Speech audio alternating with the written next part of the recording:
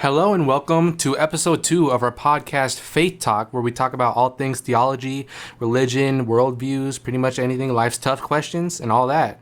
I'm Oliver, and I'm joined as always by my co-host Peyton. Hello. And today we are joined by a very special guest. Peyton, would you like to introduce our guest? Yeah, so today we have the pastor from the Auburn Adventist Academy Church, Pastor Rome Ulia.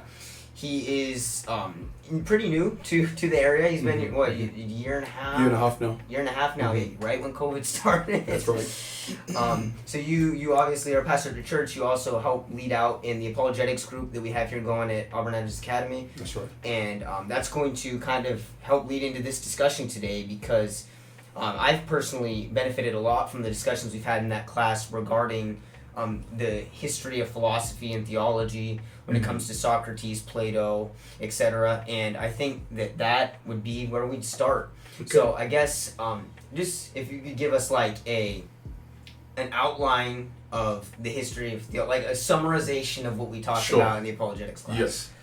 So this class on apologetics, we've been looking at the history of the Christian thought going back into where philosophy began in the West, and I'm careful to say that in the West because a lot of other historians believe that these Greeks did a lot of traveling in the East and may have received some of their ideas from other cultures as well.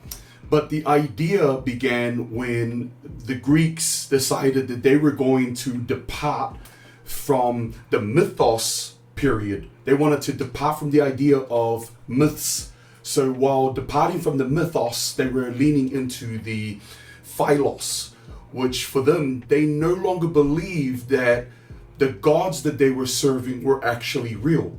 It's crazy because they came to that understanding when they looked at the behavior of the gods and realized they were just like them. They were greedy, they were angry, they were lustful, they were, at war. They behaved just like humans did. And so they came to the conclusion that these gods were not the ones who created man, quite the opposite. Men created them. And so a lot of these Greeks, and there are three groups of Greeks in this story. They're one people, but they had spread out during the Ionian, there was a revolt that caused this separation. It's not coming to my mind at the moment. Probably come back to me in our conversation. But there were Greeks living in Ionia, which is today Turkey. Greeks living in Italy, and which southern part of Italy where there is Sicily today. And then there were Greeks that were right there in Athens and Corinth and Sparta, and they began to think outside of the mythos. And so in Ionia is where it really began. The first Ionian was Thales. The first Ionian philosopher was Thales. He said, if I study nature, I'll find the origin of life. I'm going to just look into nature. And here we have our very first naturalists and materialists.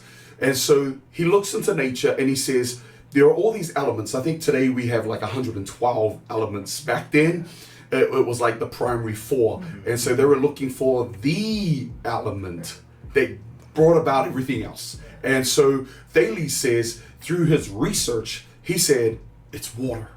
Water did this. And then another guy in the same location in Ionia, by the name of Heraclides, says, no, it's not water. It's actually fire. So they were looking into nature to find out what is the original archon, what gave life to everything else. And so for them, it was corporeal, meaning it's material. They were challenged in Italy by the Greeks in Italy who said, no, it's not material. What gave birth to life, the element that brought everything into existence, is not actually material. What brought everything into existence is immaterial, it's incorporeal. And you got guys like Pythagoras, and you probably know Pythagoras from the Pythagorean theorem, right? And he's a guy that you don't want to know. I mean, this guy is a mathematician, everything for him is numbers, and he said, no, it's spiritual, it's abstractions. And so he started saying, numbers, this is where the original, element came from. And then you got guys like another guy in Italy, whose name is Parmenides. And Parmenides says, everything is an illusion. Everything is an illusion.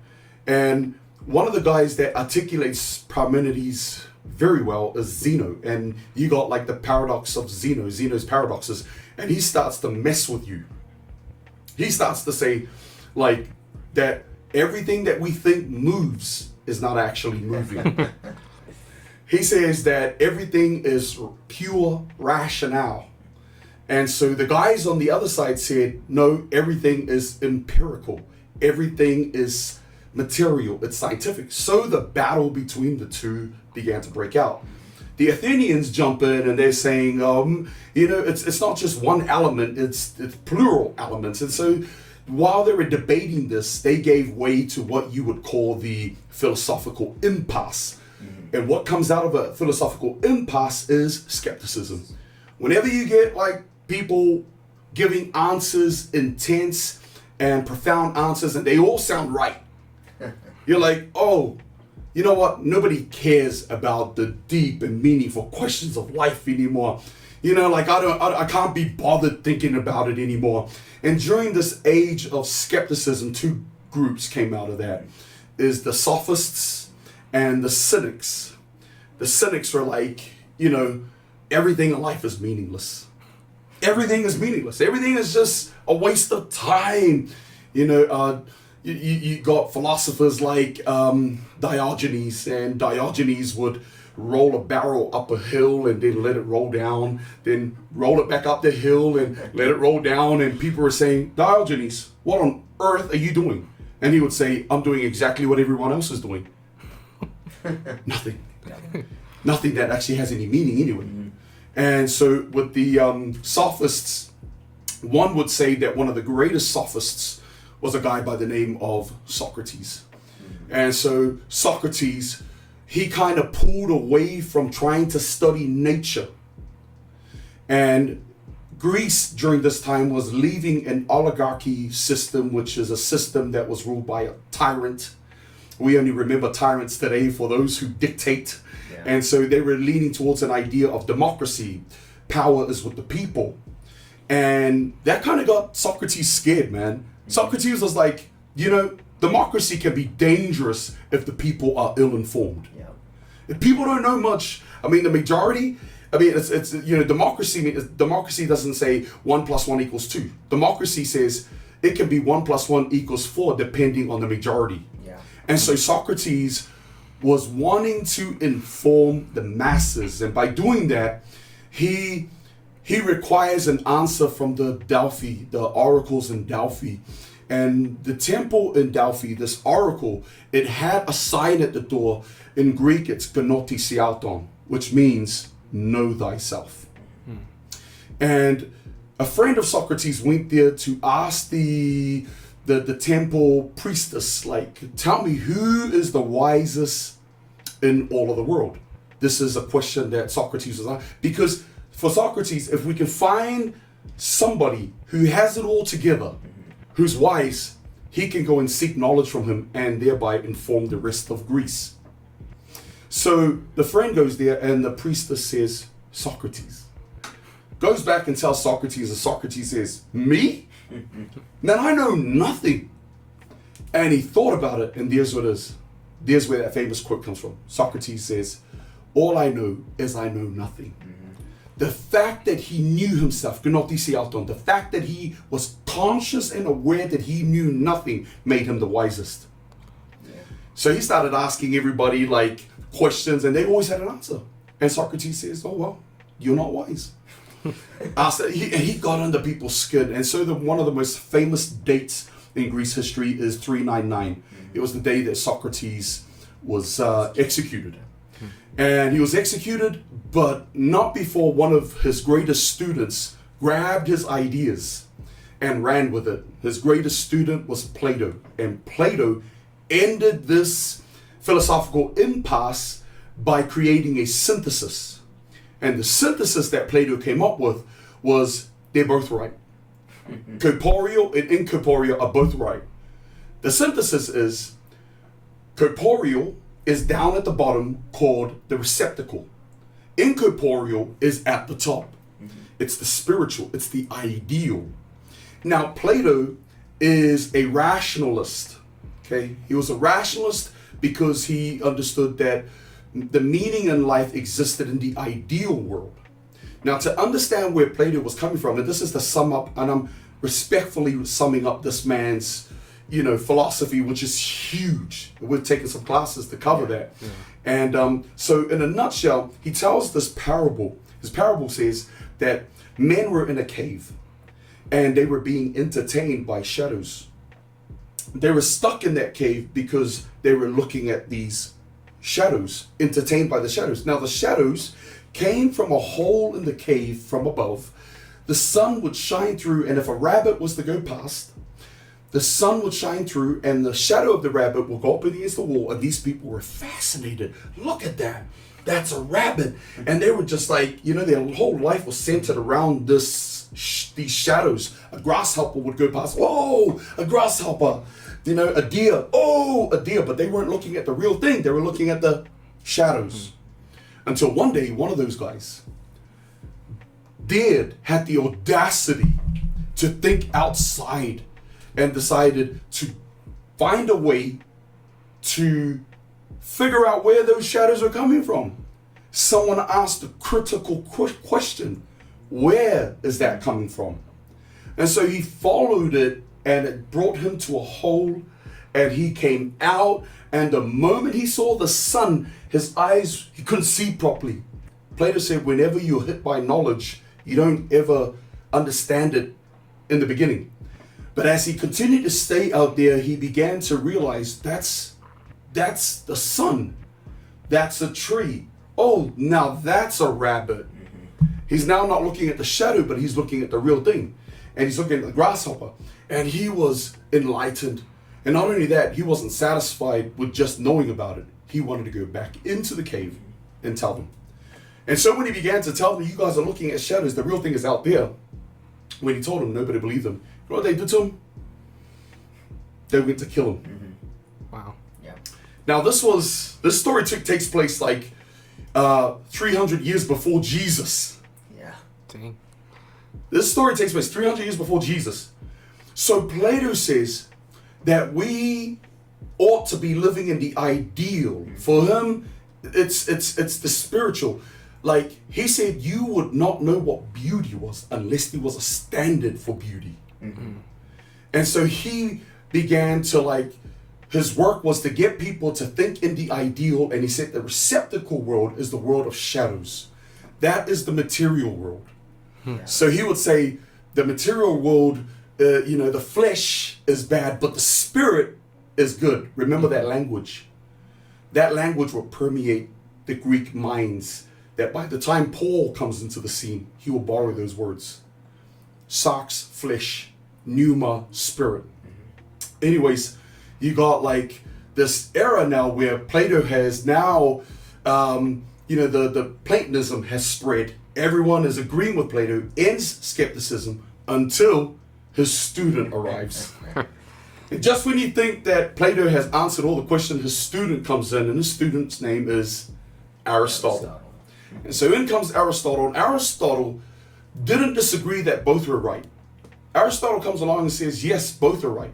Now, Plato says between the Italians and the Ionians, Plato would say, and I'll give this in rough, just a rough figure. For Plato, it was 75% rational, 25% empirical. Aristotle comes onto the scene, he says, no, it's 75% empirical, 25% rational. Aristotle is what I would like to say is the first scientist.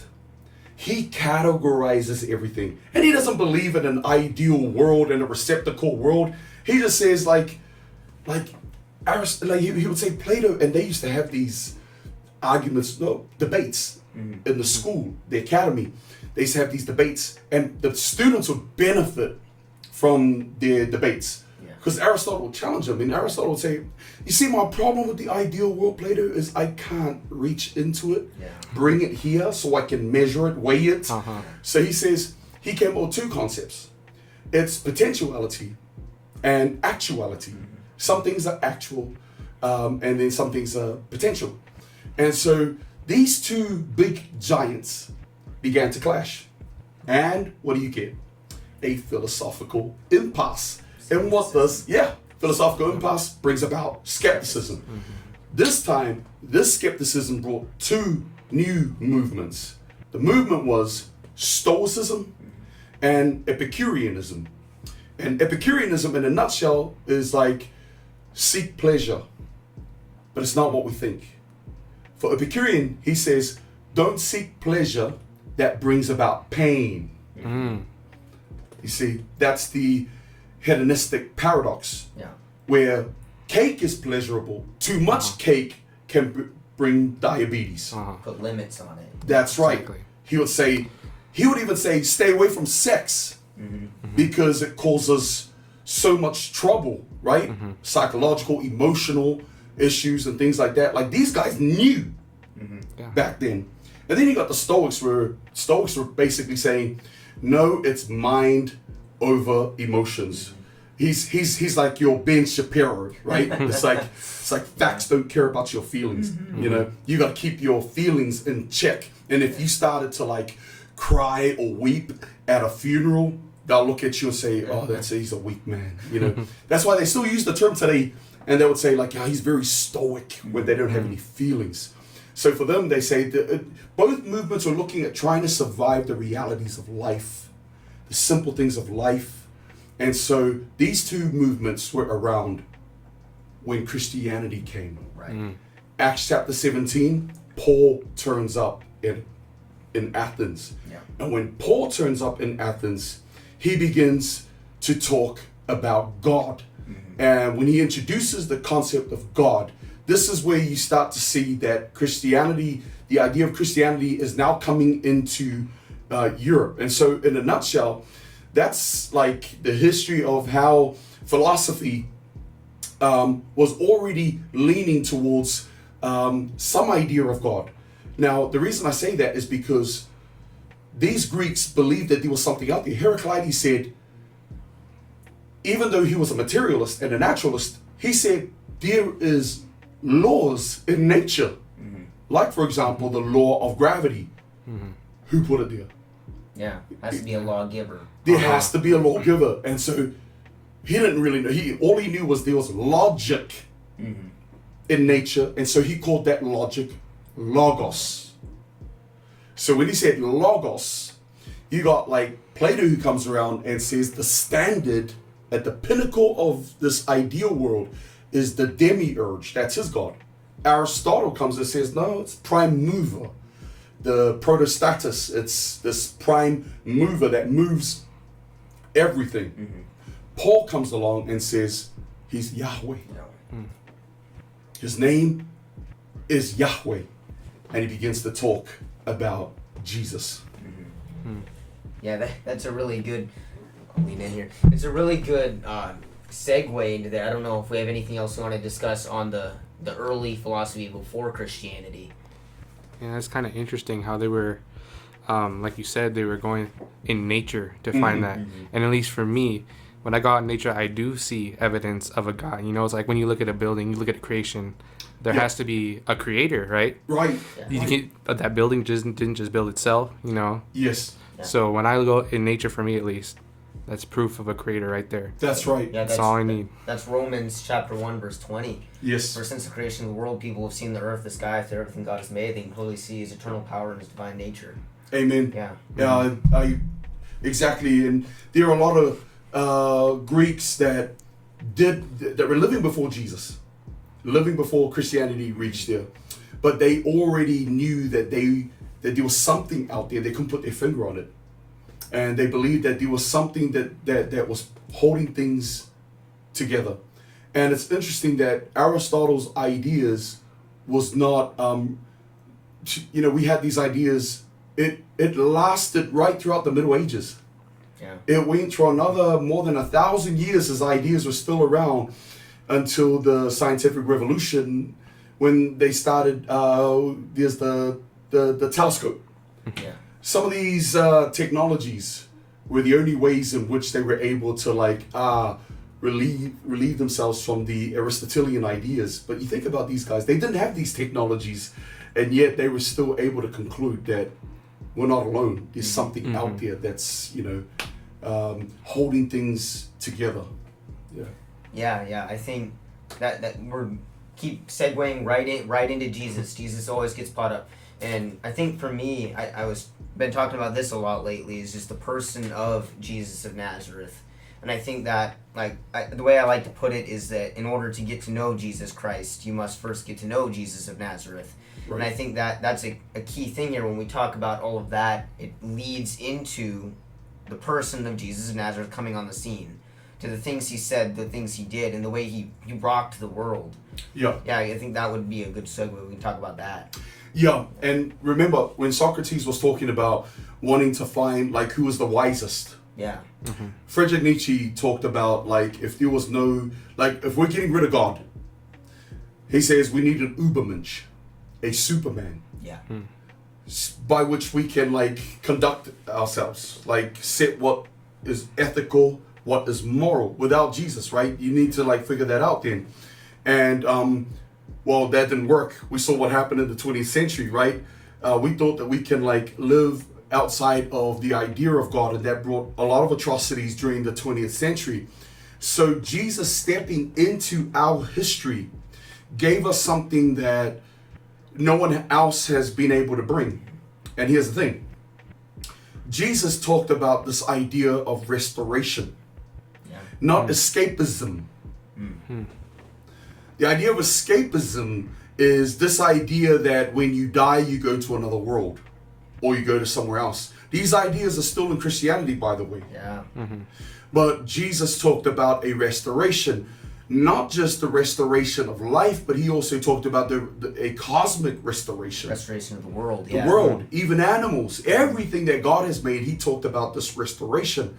Now, when Jesus made the proclamation, and it's in John 11 at the resurrection of Lazarus. Right. He says, if you believe in me, he who believes in me shall never die. Shall never die. Now, a lot of people have taken that and tried to understand that from a Platonist perspective.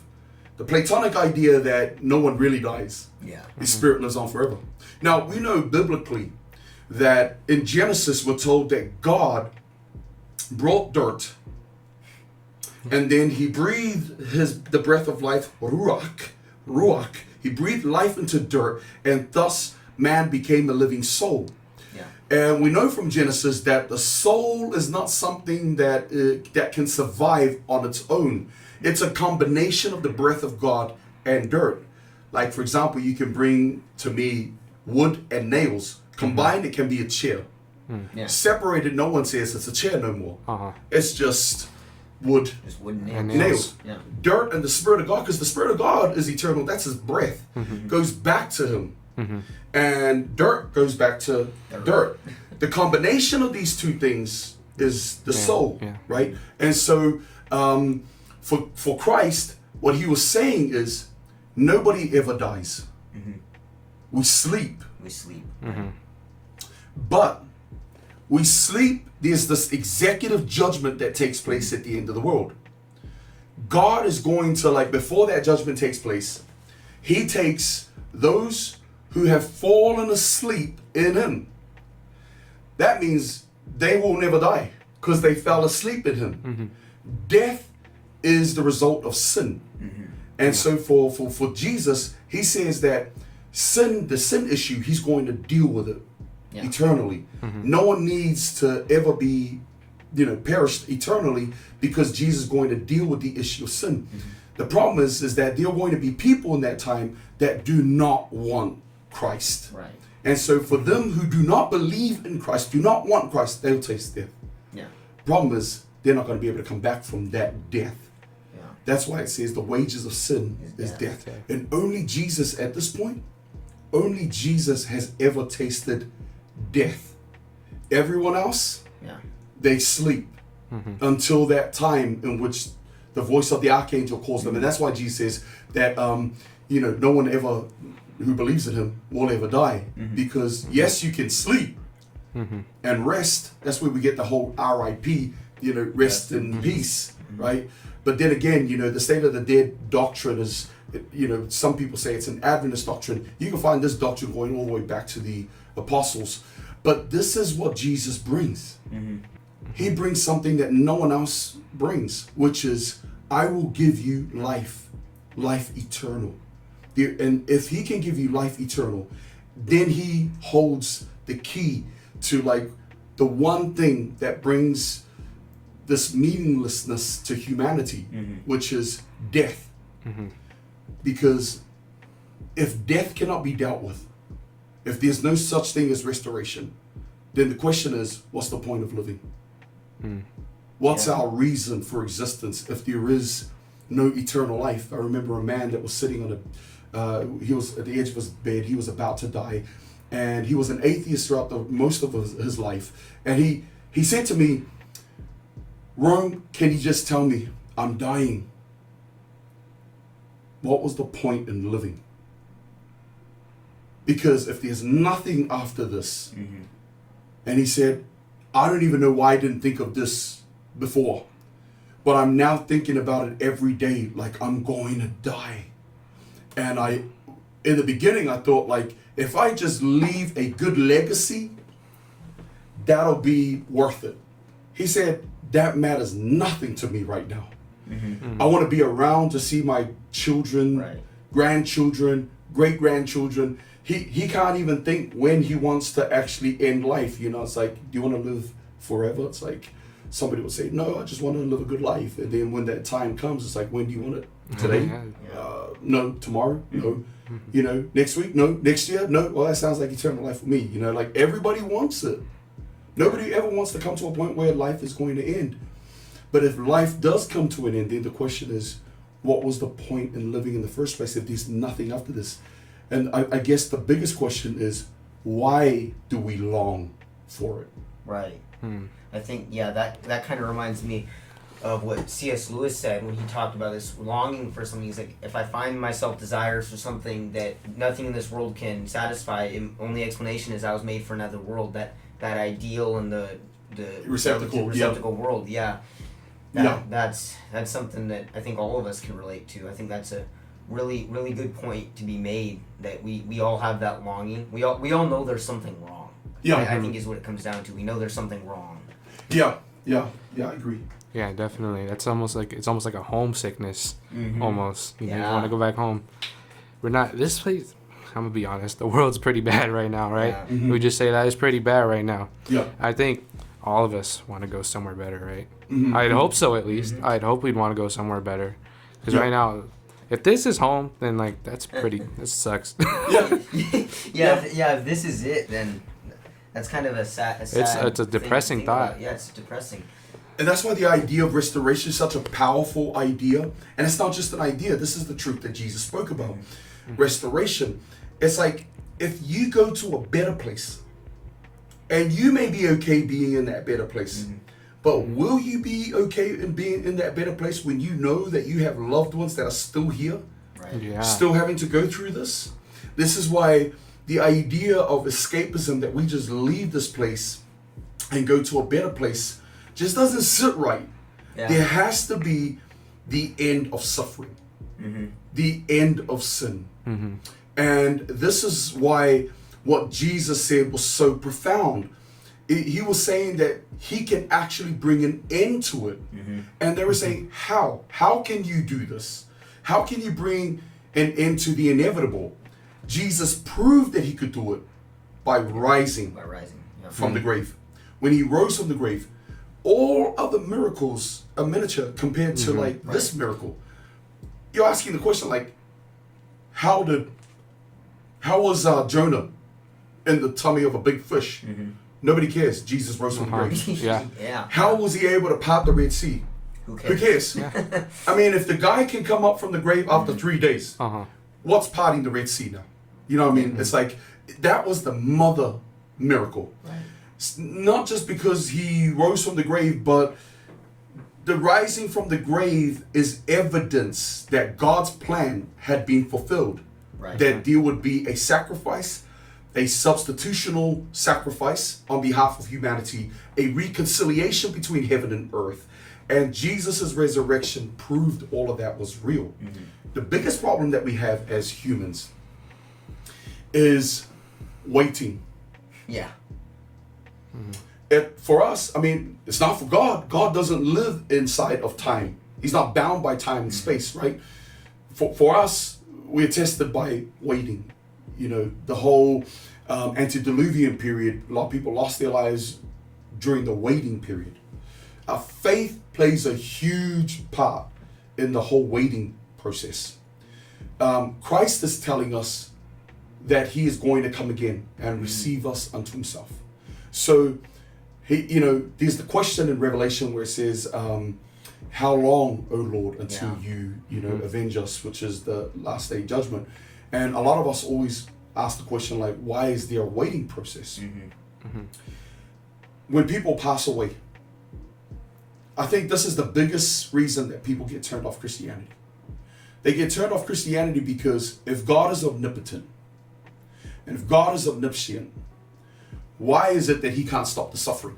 Right. That is. The problem of evil is what turns people off Christianity. God has to work in this space called love and justice. Because God is just and God is love. He can't act outside of it, because a lot of people say, why didn't he kill the devil before he sinned? That's God acting outside of love and outside of justice, which is a violation of the law of contradiction. Yeah.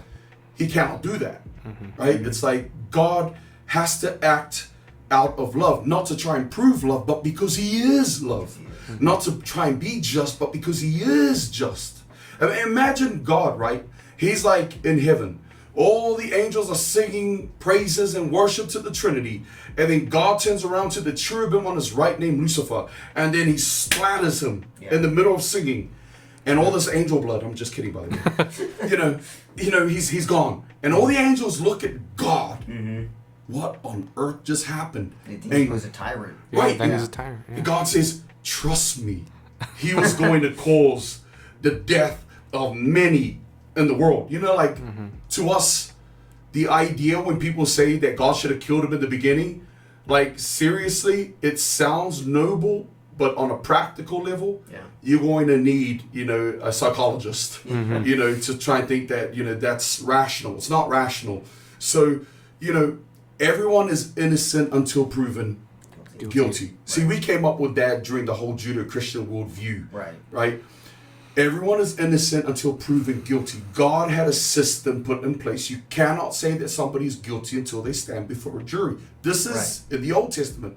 So Satan, before God brings about the end of him, sets the stage in what is known as the executive judgment.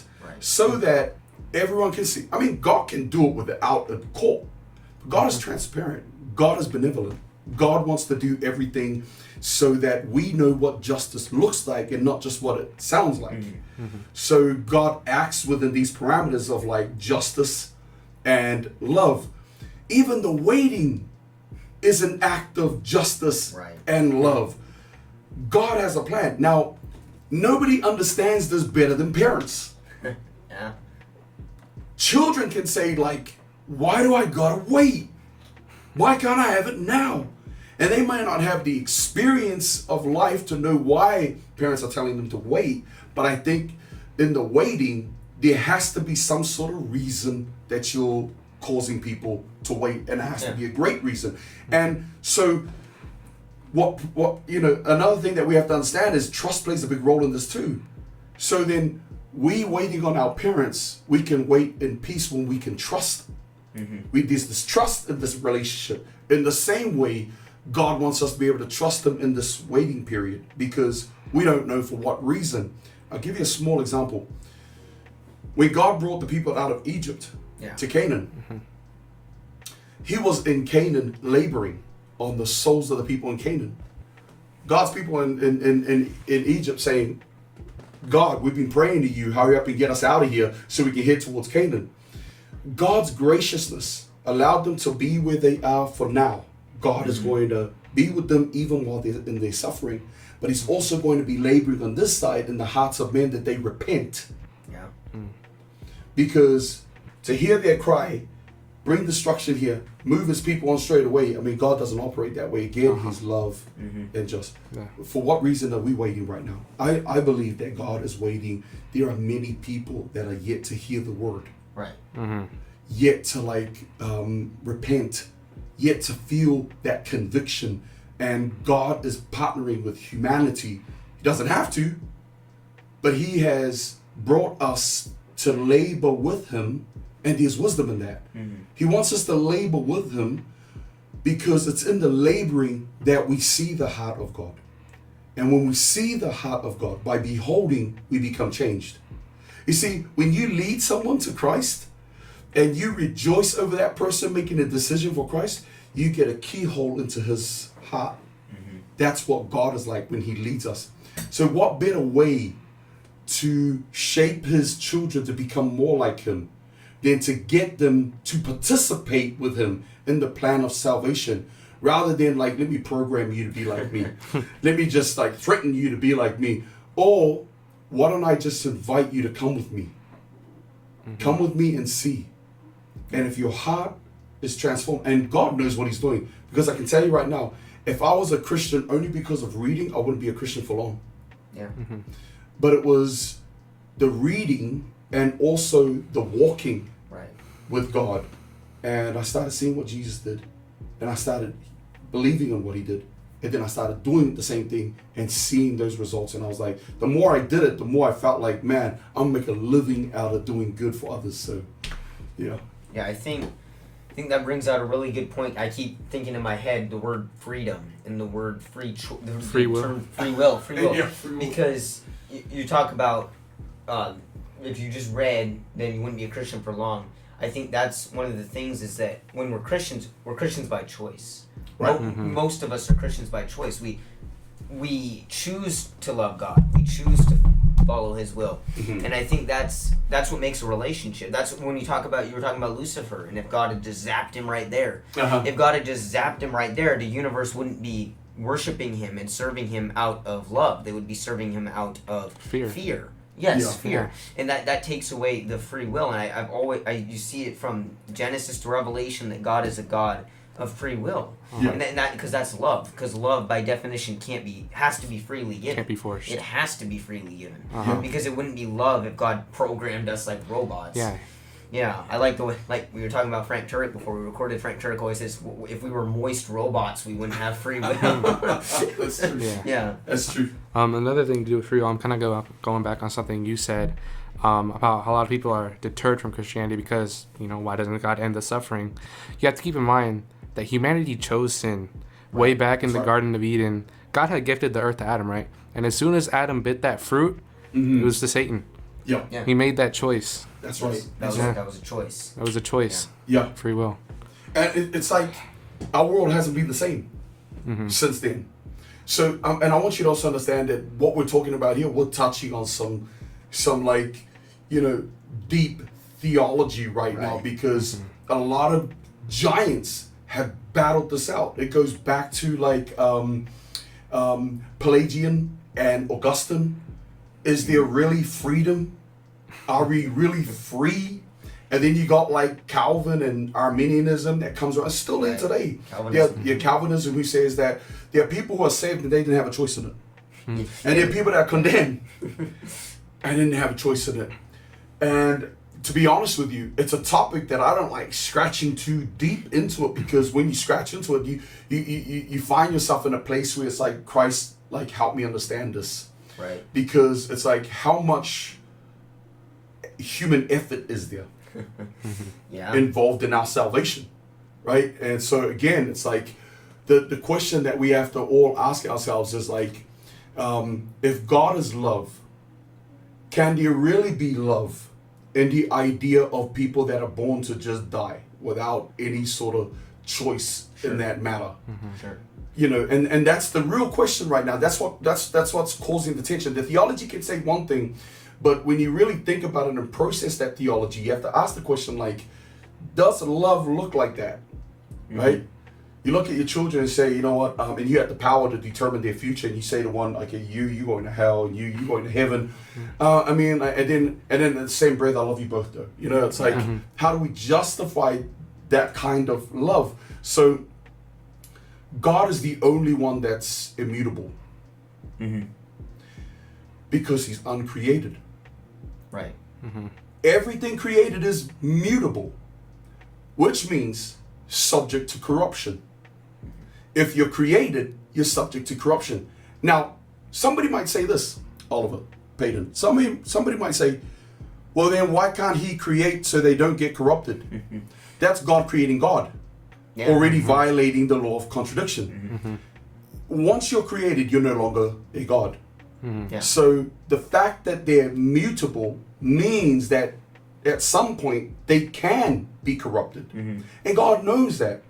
See, God is not responsible for sin, but he takes responsibility of it. Right.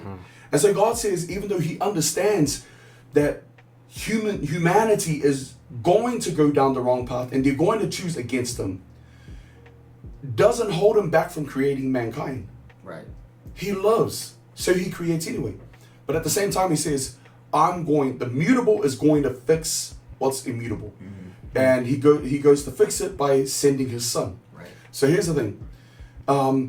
In order for God to be the benevolent God that we believe him to be, God has to, first and foremost, be that parent that gives us the guidelines but steps back. He's like, I went to the lake one time. My daughter wanted to enjoy the water. She's 6 years old. And even though she had her life jacket on, she jumps off. And I'm like holding on to her. She's trying to enjoy the water, and I'm holding on to her. I say, no, I can't. My wife was looking at me, begging me, let the girl go. Just let her swim. She's got a life jacket on. You're right there. Let her go. See, what I thought was love by holding on to her and dictating where she goes, what she does, wasn't actually, love. This is me controlling where she goes because I'm like, obsessed with like making sure nothing happens to her, right? And at some point, I gotta be able to like let go because she's going to grow up one day and she needs to learn how to tread these waters, right? And so God is that God that doesn't hold on to us, because the thing is, the tyrannical God does that though. The tyrannical God that we think we want, when we think of like God, we say we want a God that, number one, doesn't allow us to get into trouble. That's the God that hold on to you. That's the power God. That's the power trip God. Nah, you're not going to go down there. Nah, you're not going to do this. Nah, you're going to do what I'm saying. Because if you do what I say, you won't get diseases, you won't get hurt, you won't die. That's the tyrannical God. Ironically, that's also the God that we want. Yeah. Because when you listen to people, they say things like, why did he let this happen? Why did he let that person die? It's like, okay, so the God that you want is the God that, controls your every movement and makes sure that there's nobody that's going to ever fall or anything like that. So then the devil has a right now to say that you're a tyrant. Yeah, I think what's funny there is that you're talking about the tyrant God and those things you listed. Basically, the way I paraphrase it is, you're like a God that would make you happy, healthy, and wealthy. Right. And that's the prosperity gospel that you see today. Exactly. Of saying, and that's actually, when you say it that way, it doesn't sound so nice. No. The way it's worded today is that if you just pray, God will make you happy, healthy, and wealthy. Right. And when you present it that way, it sounds like, oh man, that's like an oppressive government. That's controlling. That's saying you can't do what you want to do. It's like you got to read the terms of agreement. Yeah. Terms and conditions. Yeah, the terms and conditions. Yeah. It's funny because this is what people want. And I remember a young girl said this to me at a camp meeting a while ago. She goes, I just want a God that just guides me and stops me from making the wrong decisions and stops me from like, being in accidents and just, just controls me. She didn't say it like that, but she was just like saying like, that's what it sounds like. Practically, that's what it is. And I said, no, you don't. You don't want that God. Yeah. You see, your heart is saying you don't want bad things to happen. That's the heart of God too. But practically, in order for that to happen in a world where bad things happen, God has to be the tyrant. And for God to be that is against his character. The bad that is happening in the world today is really a revelation of a non-tyrannical God. Yeah. Because God is benevolent. He allows these things to take place. We get angry about it because we say death has come. To God, death is not the end. Right. If we walk away from our relationship with God over an issue that's microscopic to God, like for us, it's colossal. Right. For God, it's microscopic. For God, it's like, that's a small thing. Now, you will see these big things become small things when we see things from God's perspective. But nothing reminds us that we're human when something tragic happens and we say we want nothing to do with God over it. Yeah. We are, not that God has refused to love us anymore, but it's us revealing our human nature. Once these things happen, it's like a wake-up call that, hey, life is bigger than me. Right. Hey, this world is bigger than me. Hey, I don't have control in this situation. God raised his son from not just first death, second death, which means God has control of the situation. If you pray over your mother and the time comes and she rests, she's not gone forever. Yes, you can mourn because of the relationship, but the hope is that it's not the end. See, when the devil writes us off, God has a bigger pen. God's got a bigger pen. And I had a guy say to me once, I have a friend that's walked away from Christianity because of a car accident that he could have prevented. Now all his friends are gone, he's still alive. Now, why did God let that happen? Now he's walked away. I said, did he tell you he was angry with God? He said, yes. Was he a believer? Well, he didn't really believe, but he talks about, he was a practicing Christian, but right now, he spends most of his days, he's got his own podcast and all those sorts of things, and he talks against God. You know what I said? I said, he has become more spiritual than he was before. Yeah. You see, when Paul turned up to Athens, they weren't talking about Yahweh.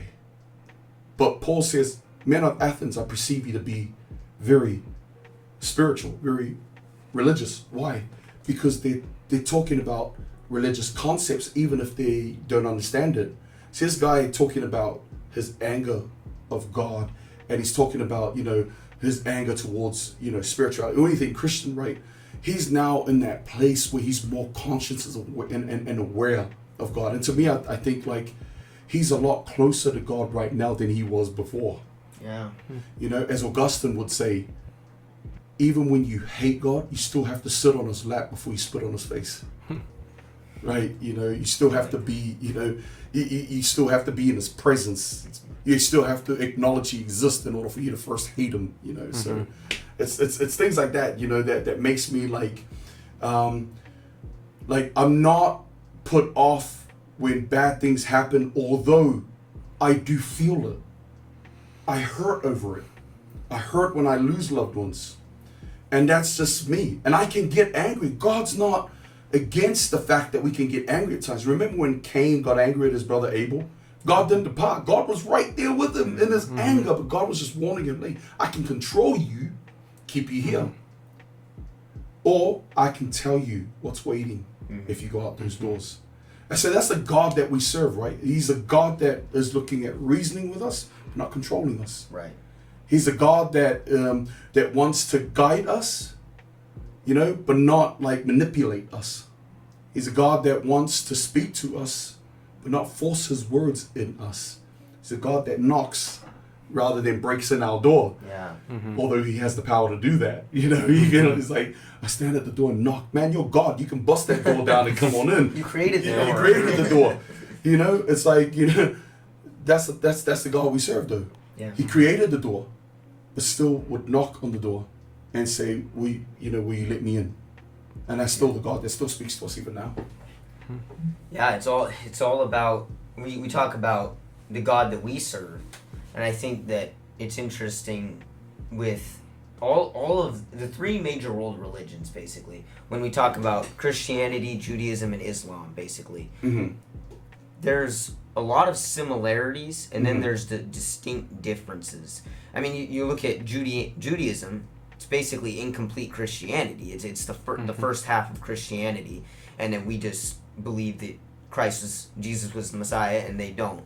And then Islam has that's the thing that was most fascinating to me when it comes to the whole discussion about God and the different perspectives, is that each and every one of those religions has a perspective of Jesus. Right. They can't get rid of him. He has to stay there. That's true. Islam's like, well, he's there. We can't deny that he's there. So we have to come up with something.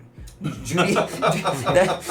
how it is. Right. And I think that's just something interesting. I don't know if we want to touch on specifically, I think, what Islam says about Jesus of Nazareth, what they believe, because their prophet is Muhammad, and comparing Muhammad to Jesus, I think, is really interesting. Yeah, it's interesting because number one, they do not believe that Jesus died on that cross. Right. They believe that God took him to heaven before he went on the cross. Oh, wow. They believe that it was someone else on the cross. Some would say it was Judas that was put on the cross, right?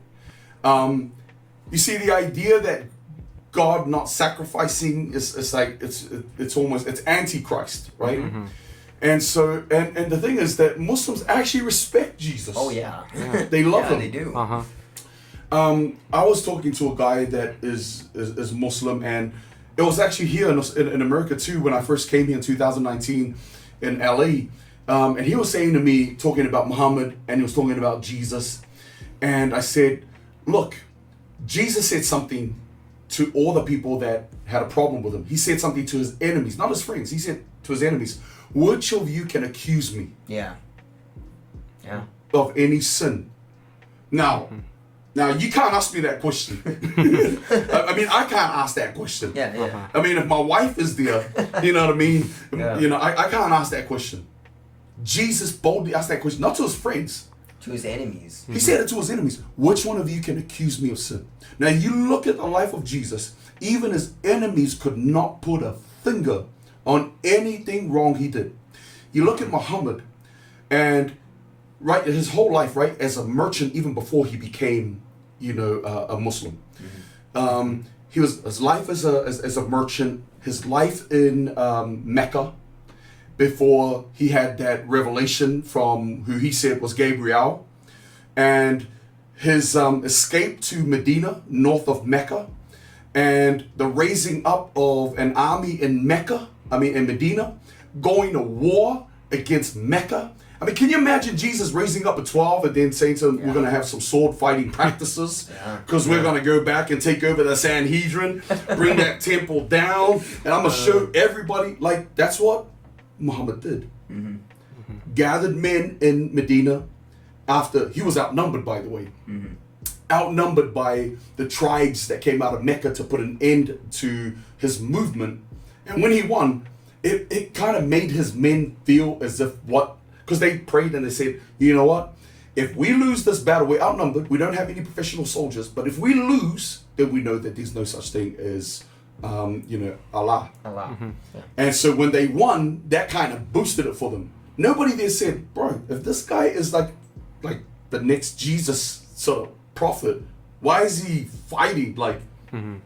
So, they went into Mecca, set things up in Mecca. The movement began to spread, and they said it was a phenomena. It spread like Christianity. Islam spread throughout Egypt, making its way over to Palestine, over to Asia Minor, and makes its way through to Europe. It also spread in northern Africa. It once took over Spain. They were checked by the Franks. But this movement spread. Now here's the thing. Christianity spread. Islam spread. The difference between the two is an army spread Islam. Yeah. An army spread Islam. the Ottoman Turks from one side, the Moorish on the other. Christianity was spread by women and men who were outside of their aristocracy. Tax collectors, fishermen, like commoners, right? These were the men that spread Christianity. And look at the time in which Christianity entered Rome. Around the we're talking about first century. Within 3 centuries, less than 3 centuries, the empire that killed him, that put him on the cross, made it the official religion. Nowhere in history has that happened without a sword. Right. Without a sword. Preaching love and justice, they turned the whole world upside down. That's Christianity. Yeah. You know, that's Christianity. That's how Jesus, you know, won the hearts of men. William Leckie, in his book, The History of Morals and European Morals and Ethics, from Augustus to Charlemagne, when he talks about the person of Jesus Christ as a skeptic, he said no one else in the history of humanity has ever done more to soften the hearts of men. No one, not Muhammad. And this is what I said about to my friend over in LA who was Muslim. I said to him, here's my final question. Who's coming back to restore the world? Muhammad or Christ, according to the Quran? And he said, he didn't want to answer it. He said, no. There's a reason that God has chosen. What's the reason? What's the reason that God has chosen Jesus to come back? Why is Jesus coming back and not Muhammad? And you ask any Muslim that. It's like, if Jesus is not that great, why is he the one coming back? Yeah. And if Jesus was just a man, why is he still alive right now and coming back? Yeah, that brings a whole nother question of if Jesus was just a man. I mean, you can go for hours on if Jesus. Why did he say before Abraham even was, I am? If he was just a man, why did he say the Father and I are one? If he was just a man, and that's the other thing when you look at Jesus versus Muhammad, is that Jesus is credited with miracles, basically from day one. Muhammad isn't credited with miracles until long after he lived. The Quran doesn't accredit the same things to him. It's more of a traditional thing. They say that the only miracle there is the Quran. They say that the only miracle that Muhammad produced is the Quran. The Quran. The other thing with Judaism, I think, you know, in touching, Judaism should have met their fulfillment in Christ. Christ wasn't taking away anything from Judaism. No. Christ was like fulfilling Judaism. Fulfilling, yes. Their canon is still our canon. Same books. Same books. Their understanding of that canon should have met its fulfillment in the person of Jesus Christ. And so, yes, we all share the same God, but to not see Christ as God, that's like a missing... It's a missing link. It's a missing link. I think that's a whole thing. When you talked about Muhammad and his basically conquests with the sword, I'm like, that's what the Jews expected from the Messiah. That's exactly that is what people thought Jesus would gather his 12 disciples, go into the temple with the sword, and take over Rome. So that I think that probably plays a part in why Muhammad was appealing, almost, I think, because he was that's more of what people expected. And yet, what Christ did spread faster without the sword. That's exactly right. That's a really good point. I never thought about that. That's crazy. Yeah. Wow. All right, well, I think we're coming up on our hour mark here. You know, I think it's a good time to wrap things up right here. So, Pastor Rome, thank you so much for being on the show. We really do appreciate it. Hopefully this will take off pretty soon here. It's some more. I think, you know what, I think we should do like a part 2 sometime down the line. Definitely. Because I know that we can talk about this day in and day out. I know I can talk about it almost every day. You know, my wife is like, when she sees me talking to someone, she's like, somebody go rescue that person from Rome. Because, man, I can talk about history and philosophy all day, and theology as well. So and there's so much more to talk about. This is barely scratched. This is the tip of the iceberg. Absolutely. Thank you guys for the invitation, and look forward to catching up with all you folks again soon sometime. All right, cool. Thank you. Yeah. Thanks everyone who listened, and God bless. Yeah.